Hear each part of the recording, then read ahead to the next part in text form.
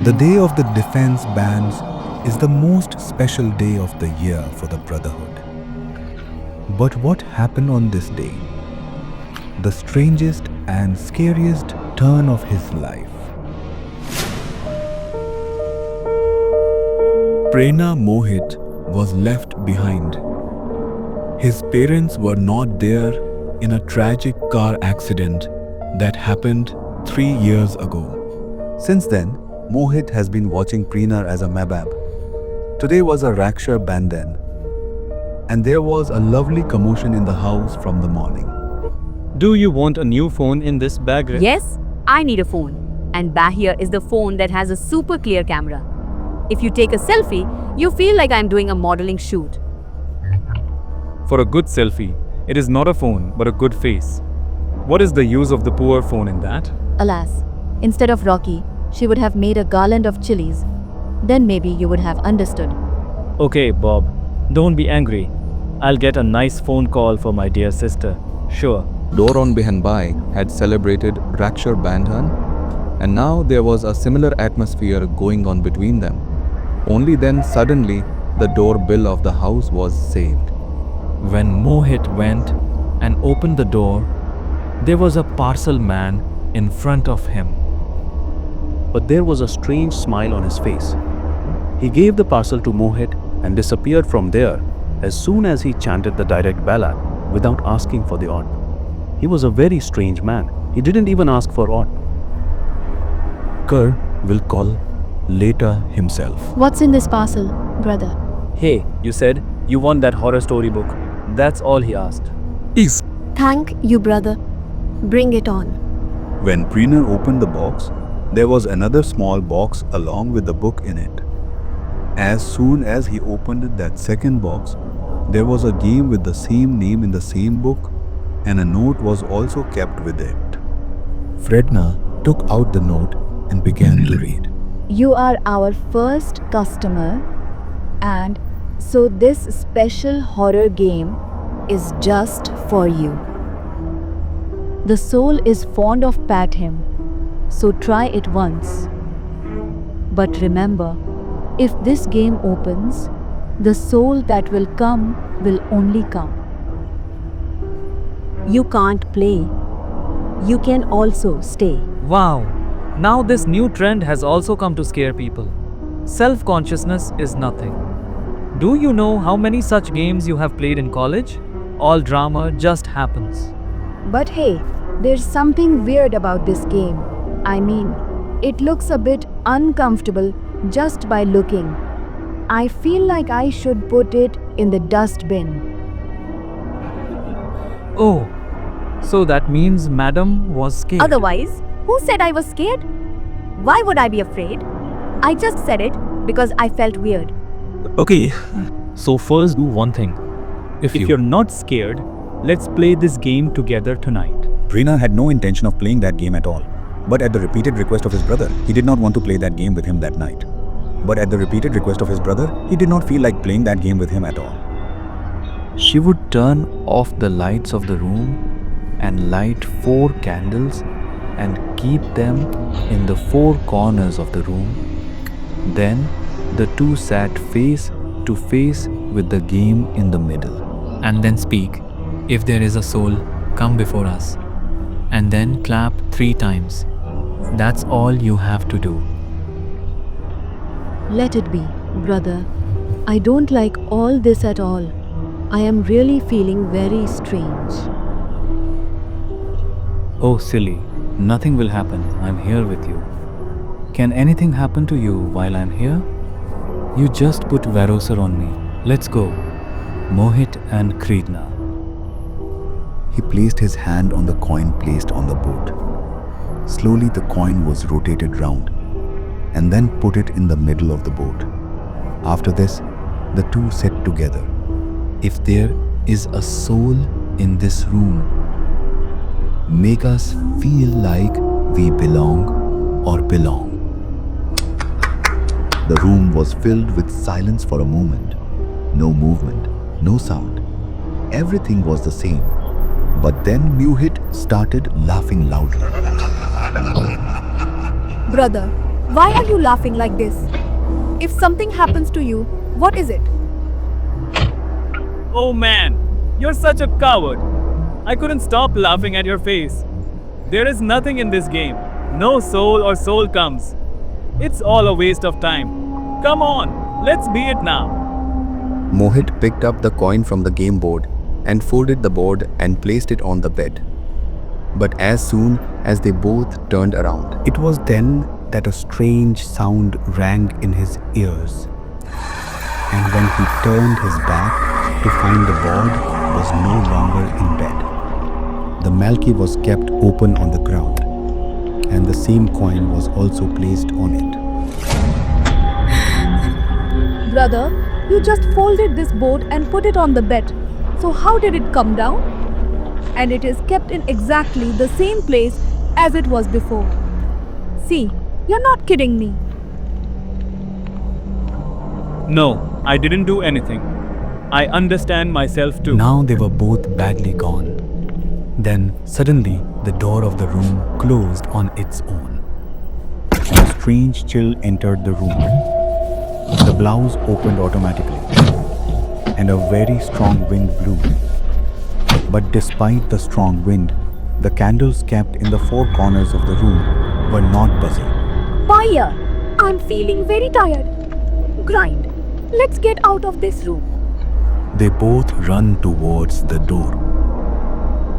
But the door did not open for 1,000,000 times. And the chill in the room was getting even more and more intense. Just then, a strange habitat sounded in his ears. It's like someone is taking a very loud nap in the room. He dared to look back, but it was nobody. Just then, Moyet's body began to tremble violently. He suddenly rose into the air and slammed straight into the front wall. He was hit on the head with a jar and started bleeding. Bear, what is all this? You have blood coming out of your head. We should have said it in the game. Mohit was not in a condition to speak much. Prerna hurriedly ran to her cupboard. He took out the cloth and wiped the blood from Mohit's head and tied the cloth tightly on his head. Gradually, the coolness in the room subsided a little, and the fast breeze also began to calm down. I thought maybe everything was yours, but then I heard the faint sound of someone's footsteps there. Who feels that there is still someone else besides us? Maybe we should play that game again and say that. Whatever soul is here, please leave here. You're right, Prerna. We made a big mistake by playing this game. But now that it has been started, we have to end it too. So again, put your hand on the top of the moon and know it as the dear moon. That we have a soul here, but now we want to end this game. Whatever soul is in this place. For a while, everything was completely silent, though.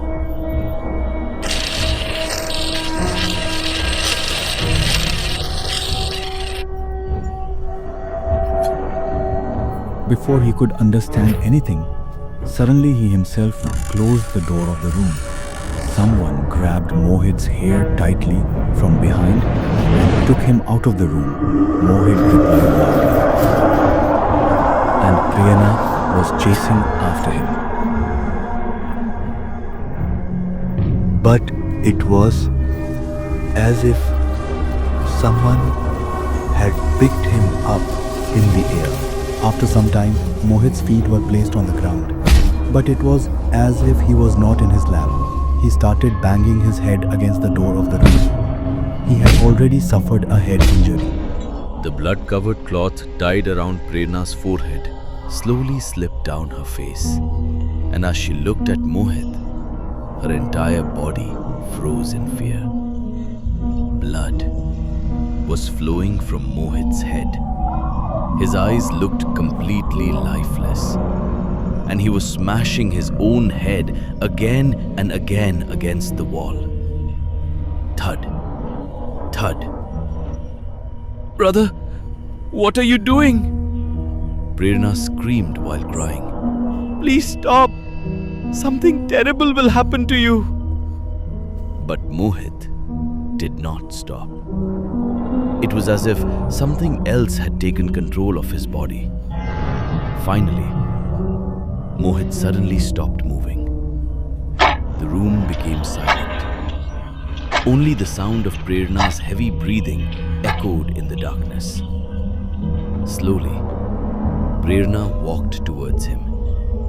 Her hands trembled with fear. She removed the blood-soaked cloth from her forehead and gently tried to clean the blood flowing from Mohit's face. But the moment her hand touched him, Mohit violently pushed her away. Prerna fell hard on the floor. And then, Mohit slowly looked at her. A horrifying smile appeared on his face. Not a human smile, a devil's smile. His neck twisted unnaturally, and suddenly, he began laughing. A terrifying, inhuman laugh. Prerna's eyes widened in horror. Then, something impossible happened. Mohit twisted his hands and legs backwards, his bones cracking loudly. And using his twisted limbs, he slowly started crawling down the staircase like an animal. Every movement of his body looked unnatural, broken, possessed. Prerna's heartbeat became faster. Tears rolled down her cheeks. No, this can't be happening. She folded her hands before God. Please save my brother. There must be some way. Then suddenly, she remembered the temple outside the house. If I can somehow reach the temple. Without wasting another second, Prerna rushed towards the main door. But just before she could touch it, a hand suddenly grabbed her ankle from beneath the staircase. Prerna screamed loudly. Ah! Mohit was hiding under the stairs, his face completely covered in blood, his eyes staring directly into her soul. And then he pulled her violently across the floor. Prerna cried in pain. Mohit started laughing madly. So, you love calling spirits, don't you? Here I am. But why are you running away from me now? Prerna folded her hands while crying. We made a mistake. Please leave my brother. We never wanted to disturb you. Mohit slowly tilted his head. Then in a horrifying voice, he spoke. No. You called me. And now, I will leave only when I want. I am alone. And now, I want both of your souls. Forever. Prerna's eyes filled with tears. No. I won't let anything happen to my brother. The spirit inside Mohit burst into loud laughter. Suddenly, crack! Mohit twisted his own hand violently. The sound of his bones breaking echoed through the house. He screamed in pain. Prerna immediately tried to run towards him. But as she moved closer, Mohit began hurting himself even more. "Stop, please! You're hurting him. Please leave him." The spirit whispered softly. "Oh, so his pain hurts you? Then let me end your pain forever." Slowly, Mohit picked up a knife from the dining table. Prerna stepped backwards in fear, and within seconds, Mohit threw the knife directly at her. The blade pierced through Prerna's hand. Blood splashed onto the floor. Prerna screamed in unbearable pain. But Mohit didn't stop. He quickly rushed towards her, pulled the knife out from her wound, and stabbed the same place again, and again, and again. Blood covered Prerna's entire hand. Tears streamed endlessly from her eyes. The spirit smiled cruelly. "Does it hurt? Don't worry. Pain ends after death." Prerna somehow removed the knife from her hand. But suddenly, Mohit turned the knife towards himself and stabbed his own chest. Blood poured onto the floor. "No!" Prerna screamed while crying uncontrollably. "Please don't hurt my brother." But Mohit kept stabbing himself repeatedly, his body shaking violently. And then, he suddenly ran away upstairs. Prerna collapsed on the floor crying. Today was Raksha Bandhan, the day a brother promises to protect his sister. And today, she was helplessly watching her brother destroy himself. Then suddenly, a thought came into her mind. The note.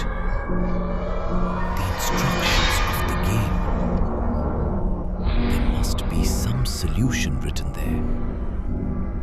Ignoring the pain in her bleeding hand, Mohit's soul slowly moved forward. The black shadow attacked him violently.